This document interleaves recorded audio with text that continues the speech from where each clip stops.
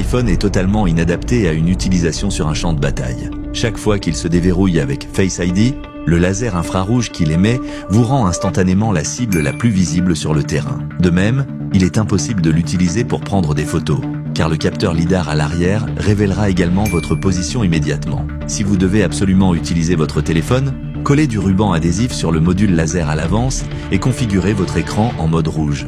Cela rendra beaucoup plus difficile pour des ennemis éloignés de vous repérer. Pour chauffer de la nourriture sur le champ de bataille, poser un réchaud à gaz directement sur le sol est une grave erreur.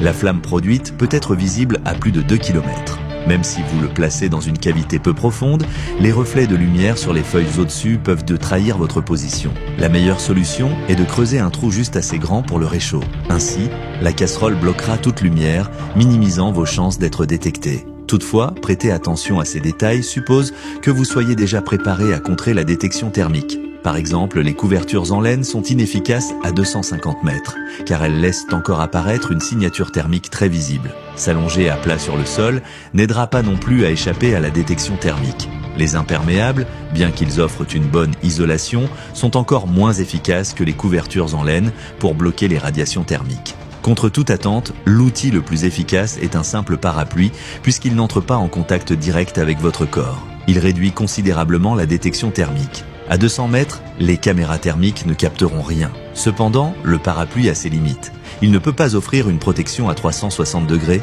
ce qui le rend peu pratique pour une défense complète.